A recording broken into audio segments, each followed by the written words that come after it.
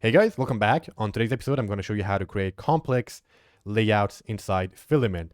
So on the previous video, we created our post resource and the functionality was fine. However, the design wasn't that good, right? As you guys can see, it doesn't look that pretty, especially this published checkbox. I don't really like how it looks right now. It's kind of in the middle of nowhere, right? It's just hanging around over here. So I would like to actually improve the layout a little bit more. I also would like this content to be full width, so it's actually larger and you can type in a bit easier. So let's learn how we can do that. So first thing I want to show you guys is actually how to control how many columns you have in per row. Okay, so this is easy to control on your form object and all containers inside Filament. There are a few other containers and I'll show you guys what those are. This is kind of similar to div or article, things like that in HTML. All of these containers, and form is a form of container, they all have a method on them called columns. So you can chain call this. And this controls how many columns you have per row. So the default is 2, right? Which is what we have right now. You can actually go ahead and change this to maybe something like 1. And this makes it so now we have 1 row, right? And you can have as many as you like. I think it goes all the way to 12. I could be wrong, but we have 3 right here. You can see we have 3.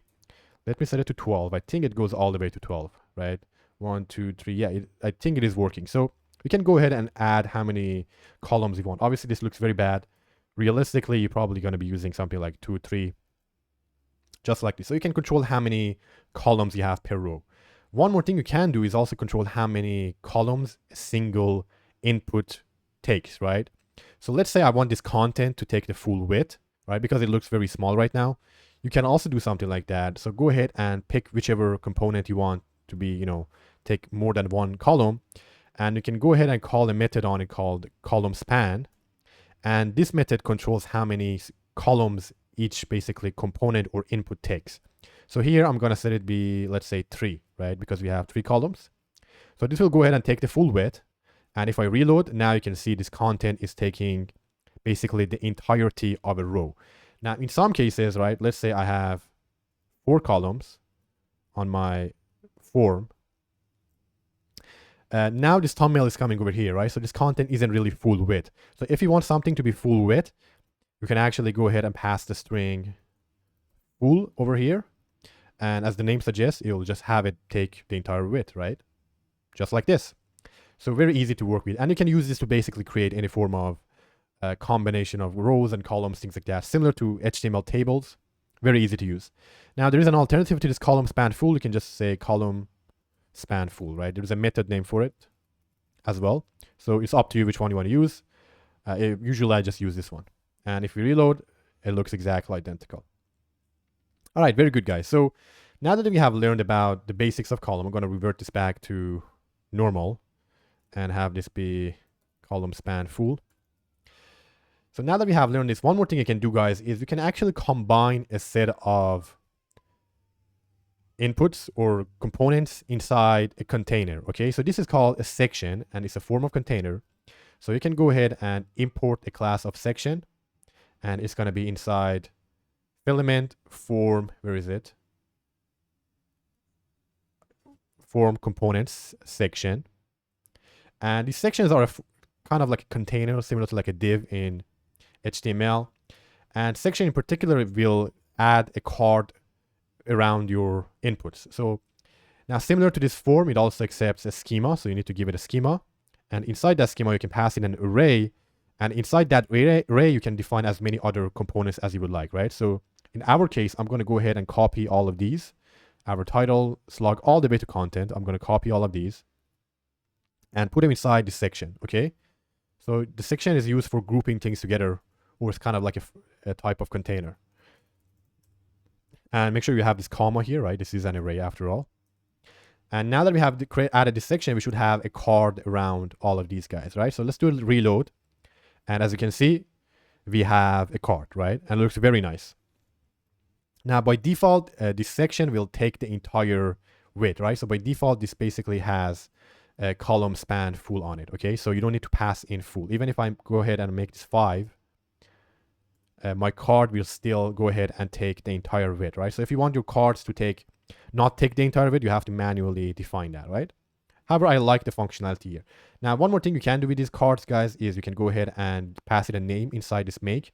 So let's say I could say create a post, and it will add a title for you. You can also give it a description if you would like. So here I'm going to say description, create posts over here. Okay, I'm just putting something random here. As you can see, you can create a nice looking card over here. One more thing you can also do is you can also make it collapsible. So this one is quite easy, fun to use. And so this makes it so you can kind of close and open it, right? So you can combine these and whichever way you like it, right? So it looks very nice. Last but not least, guys, there is one more thing you can do is you can also give it a method of aside. Now this aside doesn't really work with collapse, but I'll show you guys how it looks. What the aside will do is we'll add the title and the description to the left side, right? And so it looks very nice visually. So we can go ahead and mix and match to create very attractive or very beautiful admin panels. Now, if you notice, the collapse is no longer working. So these two don't work well with each other. So I'm going to get rid of the side. I don't really want it right now. And I also don't want the collapsible. So that's it. Now, one more thing I would like to do is this columns that I mentioned to you guys, right? This section is a form of container, right? And all containers have the same functionality in general, right? So you can also go ahead and use these columns. And by the way, I want it to be 2. You can also go ahead and use these columns on our section, okay? So I can also give the section a column. So I'm going to say columns 2. So right now, by default, sections have only 1 column. If I go ahead and I reload, now we have 2 columns. And it's a bit, cleaner now. So we have the title and the slug on a row, and then we have category and color as well. Good, very nice. And again, col span also works like it did before. So now that we have this, guys, what I want to do is I want to create a 2 column layout where on the left we create the post, and then on the right we upload the thumbnail tags, and we kind of check and uncheck the published. So we can do that relatively easily with the things we have learned so far. Now I did mention that this section by default takes the entire width. So first we need to change that. So I'm going to go ahead and say column span on it and have it only take one column. So if we do a reload, we get something like this, as you guys can see. So now this section is not taking the entire width. And then what we can do is we can actually go ahead and put all of these guys in their own section as well, right? So I'm going to go ahead, create another section over here. And I'm going to say meta, why not? And then have a schema, add an array. And then inside this array, I'm going to kind of move all of our file upload tags and whatever inside it, just like this. And let's do a reload and let's see how it looks now, okay? And I'm going to move the schema over here so it looks identical to the one we have on the top. Let's reload, and now we have something like this. So as I said, sections always take full width. So if you wanted to not take full width, we can go ahead and add this col span over here. And now we get basically a 2 column layout, okay, with nice looking cards. Now I personally prefer the one on the right to be a little bit smaller. So I'm going to make our main layout, main container 3, and then the main part to take 2. Okay, so let's take a look. And now I think it looks quite nice. Very good. Now, one more functionality you may want to do, guys, is sometimes you may want to group some elements with each other. Okay, so a possible use case, for example, would be something like this. Let's say I want title and slug and category to be under each other.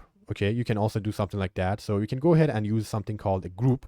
And a group is basically like a unstyled container. Okay, so it doesn't add any style, but you can use it to group a bunch of things inside each other, similar to a div in HTML. So I'm going to go ahead and create a group and say make. And it works exactly like section. So you need to pass in schema. And again, the schema accepts an array.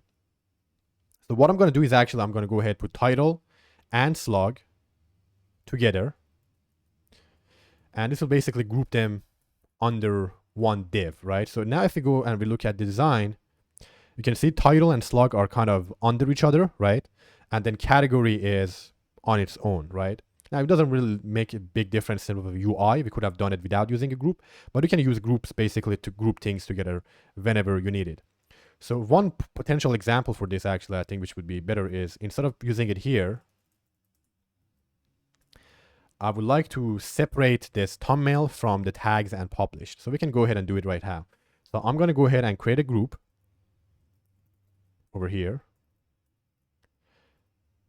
And I'm going to say schema. And inside the group, I'm going to move my section inside this group. Okay. Now, by default, groups only take one column. Okay. So they're not like sections.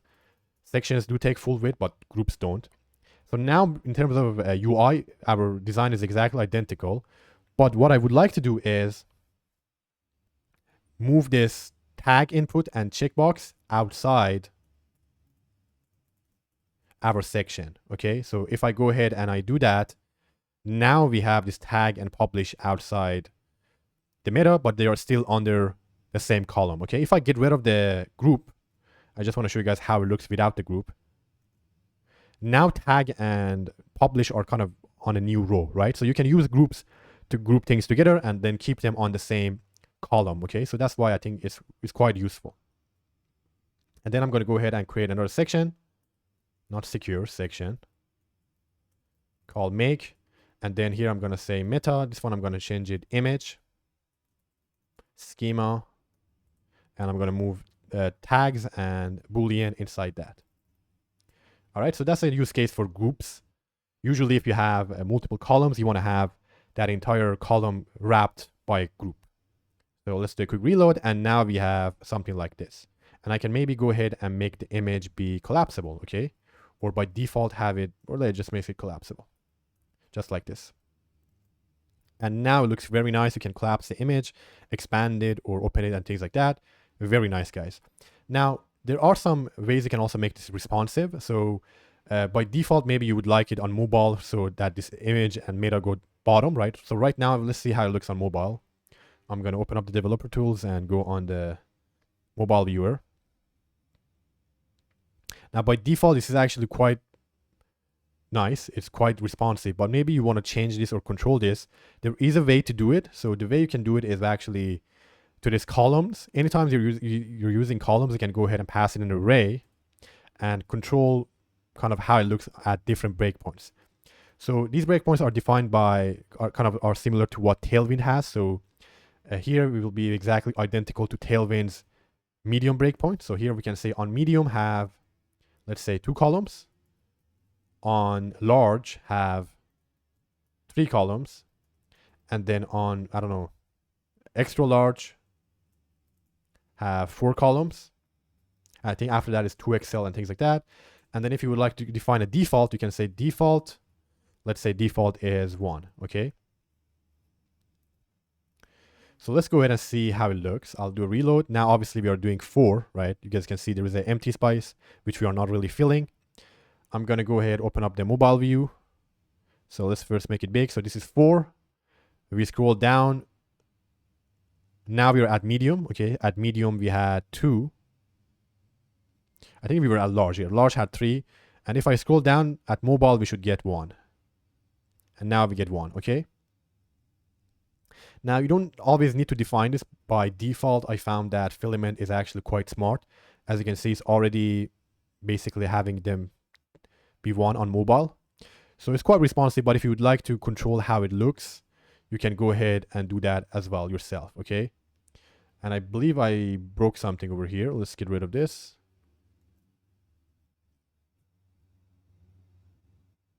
Yeah, this one, I think it should be 3. Yep. All right, now it looks fine.